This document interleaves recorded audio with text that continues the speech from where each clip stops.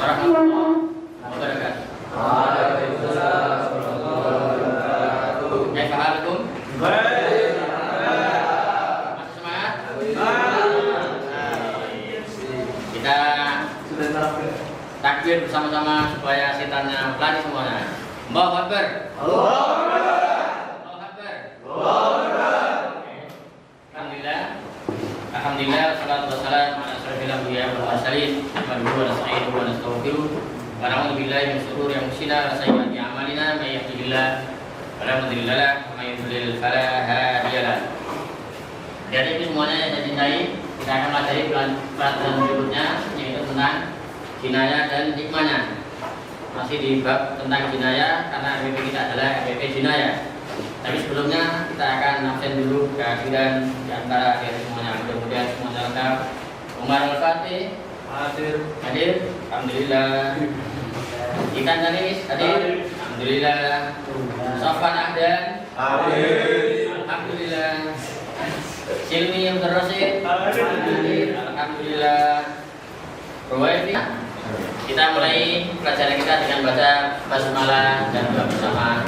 Bismillahirrahmanirrahim. Raditu billahi rabban wa bil islami dinan wa bi Muhammadin nabiyyan wa rasulan. Rabbi zidni ilma warzuqni fahma. Amin. Ya, kita lihat di papan tulis itu ada media pembelajaran jinayah dan hukumnya. Oleh saya sendiri akan kita mulai. Siap ya? Siap. Bismillahirrahmanirrahim. Jinayah dan hukumnya sematali penganiayaan dan kisos. Apa itu penganiayaan? Bahasa sekarang adalah bullying. Bullying itu adalah penganiayaan. Nah, penganiayaan berarti merendahkan, melecehkan, mengeremehkan orang lain. Kemudian yang berikutnya adalah kisos. Bab tentang kisos. Kisos tadi sudah kita bahas dan akan kita pelajari dulu apa ini kompetensi intinya dan kompetensi dasarnya. Nah, kompetensi intinya adalah sama, satu, menghayati mengamalkan ajaran agama yang dianut. Yang kedua, menghayati mengamalkan perilaku jujur, disiplin, tanggung jawab. Kompetensi yang ketiga, memahami menerapkan. Kompetensi yang keempat adalah mengelola, menalar, mengkaji dan dalam ranah konkret. Nah, kemudian berikutnya ini ada kompetensi dasar, yaitu kemampuan dasar yang harus dimiliki. Nah, kemudian kompetensi dasarnya jelas, meyakini syarat Islam, tapi indikatornya harus bisa menjelaskan pengertian tentang hukum jinayah. Sampai ke bawah itu di nomor 4 nanti ada di nomor 4 itu menunjukkan contoh-contoh pelanggaran yang terkena ketentuan jinayah. Nah, nanti indikatornya adalah mengklasifikasikan macam-macam penganiayaan. Apakah temannya itu membuli temannya termasuk pelanggaran? Nah, kalau pelanggaran harus dikisos atau harus dikenakan diat atau dikenakan kafarat. Nah, ini perlu supaya kita nanti tidak meremehkan hukum agama ini. Kemudian adalah menjauhi dari perbuatan penganiayaan dan yang selainnya. Oke, kita lanjutkan tujuan pelajaran. Tujuan pelajarannya adalah menelaah dasar hukum.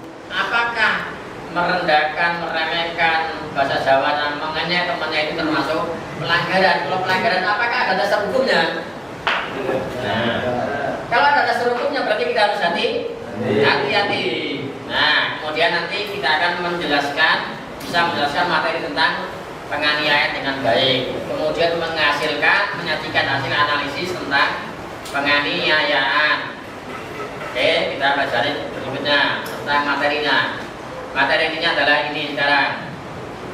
Oke, satu yaitu penganiayaan. Penganiayaan nanti pada pengertian penganiayaan ada macam-macam penganiayaan. Kita pelajari yang pertama. Bismillah. Pengertian penganiayaan dalam pidana Islam adalah penganiayaan bisa juga disebut dengan jarima. Jarima itu tindak pidana kriminal. Tindak pidana kriminal, pelukaan atau meremehkan. Maka bahasa Arabnya adalah kalau jinayah, jarima adalah dari kalimat jaroha. Jaroha yajrohu. Nah, yaitu menyakiti sebagian anggota badan manusia.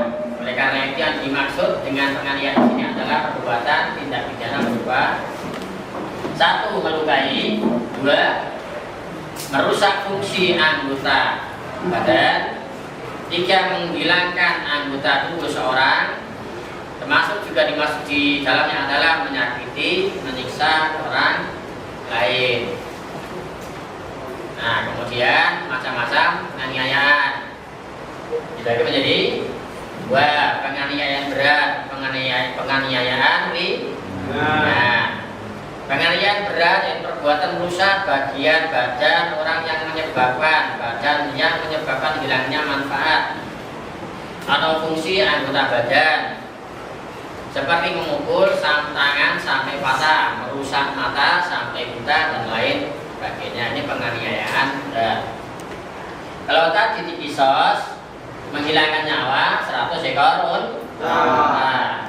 Tapi di penganiayaan ini ia menghilangkan anggota badan, berarti hukumannya kalau badan yang inti berarti 10 ekor unta, tapi yang tidak inti 5 ekor unta. Maka Nabi mengatakan dan terhadap 1 gigi kalian nilainya adalah 5 ekor unta. 1 gigi sabung, 2, kemudian mukul kena mukanya, kemudian giginya copot lepas 2, maka kafaratnya adalah 10 ekor unta.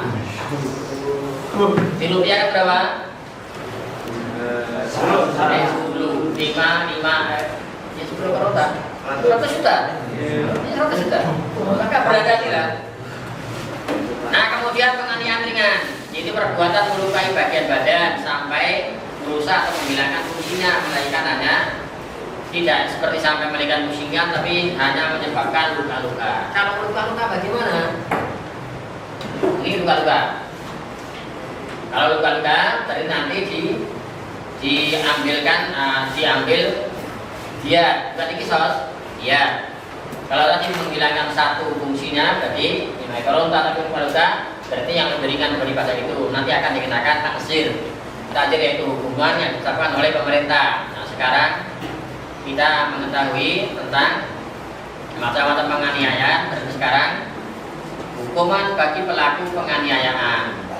Ya, sekarang hukumannya. Maka dalam Islam itu semua hukum terdeteksi dengan baik, terinci dengan baik. Maka dibaca di papan tulis itu, hukuman bagi penganiayaan, perbuatan penganiayaan ini tidak dibenarkan dan sangat dilarang dalam Islam, sama halnya dengan larangan melakukan pembunuhan terhadap orang lain tanpa alasan yang dibenarkan. Terhadap orang lain pembunuhan tanpa alasan yang dibenarkan. Ada yang bisa jawab kira-kira? Apakah ada pembunuhan yang dibenarkan? Ya. Contohnya apa? Perang. Berarti dalam perang kalau dia bunuh pasti dibunuh. Maka dalam perangan boleh membunuh. Yang kedua, kisos. Nah, berarti boleh bunuh dengan hak yang dalam perangan dan dalam kisos. Selain itu tidak boleh. Selain itu tidak diperbolehkan. Maka ayatnya jelas dan sudah kita hafal surat Al-Maidah ayat 45. Saya hafal kira-kira? Bismillahirrahmanirrahim. Wa katabna 'alaihim fiha. Apa semuanya? Coba sama-sama. Bismillahirrahmanirrahim. Wa katabna 'alaihim fiha annan nafsa bin nafsi wal 'aina bil 'aini wal anfa bil anfi wal udhuna bil udhuni wal sinna bis sinni wal juruha qisas. Faman tasaddaqa bihi fa huwa kaffaratul lah wa man lam yahkum bima anzalallahu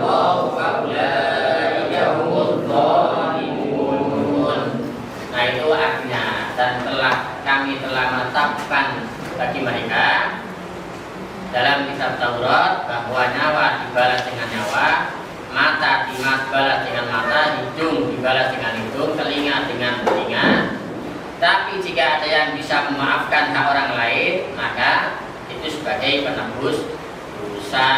Barang siapa tidak memutuskan perkara menurut apa yang ditentukan oleh Allah, maka mereka itulah orang-orang yang berbuat zalim. Jadi qisas, jihad, ataupun yang ketiga jihad, kafarat, hukumnya jelas ada dalam Al-Quran.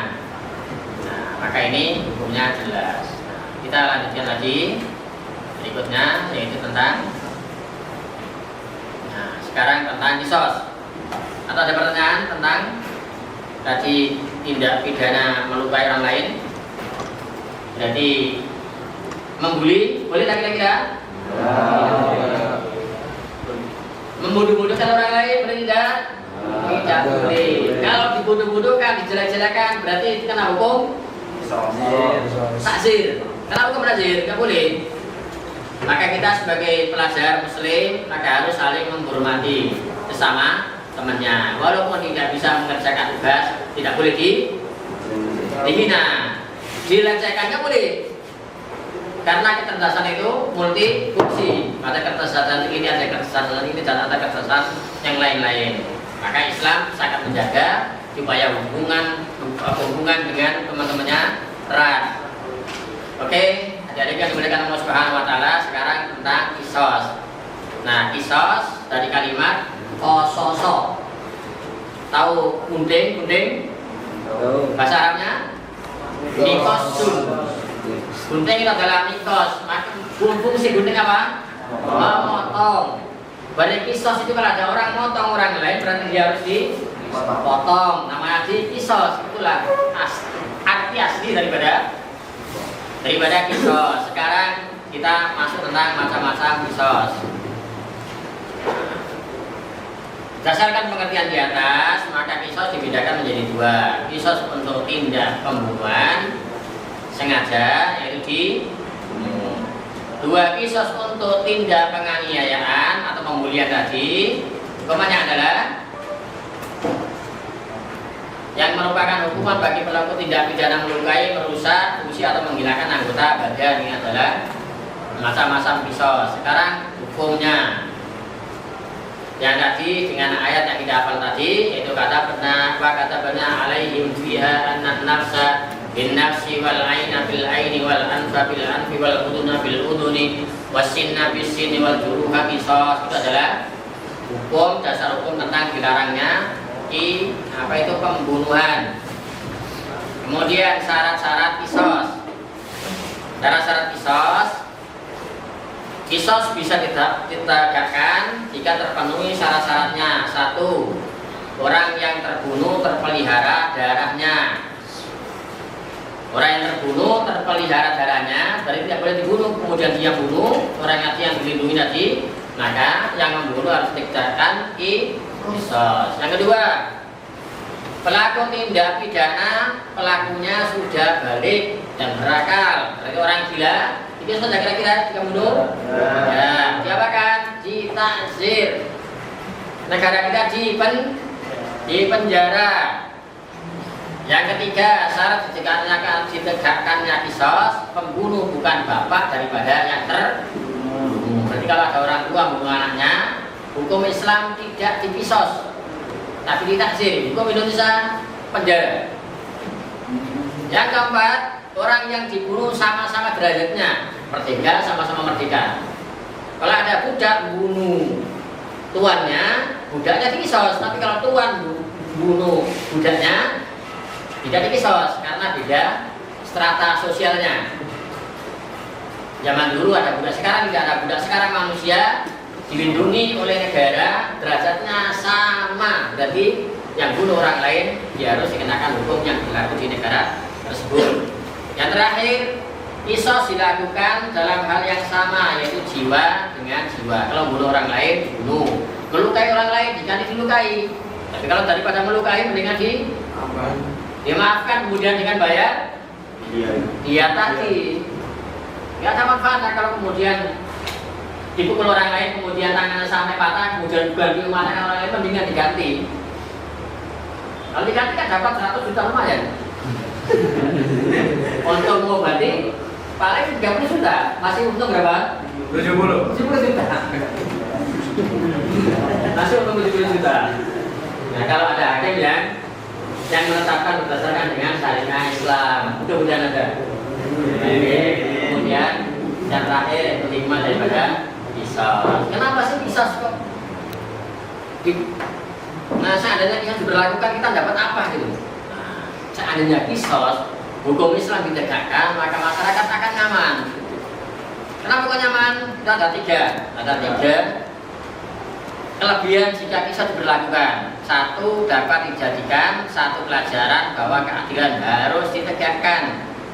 Dan salah satu bentuk keadilan itu adalah jiwa dibalas dengan jiwa. Anggota badan juga harus dibalas dengan anggota badan. Nyaman. Dua, memelihara keamanan dan ketertiban. Karena dengan adanya qisas, seorang jika mau bunuh orang lain akan berpikir dua kali. Entah dia berpikir mencemburu juga. Kalau dia miskin, dia akan diberikan beban untuk bayar 200 ekor unta. Jadi tidak akan mampu karena 2 miliar dia beras. Yang ketiga, dapat mencegah pertentangan dan permusuhan yang mengundang terjadinya pertumpahan darah. Jika ada orang-orang yang pembunuh, maka pasti keamanan akan terganggu. Ya, karena listriknya mati, kita gelap-gelapan. Oke, sekarang ada pertanyaan? Ada pertanyaan? Dengan baca alhamdulillah bersama-sama.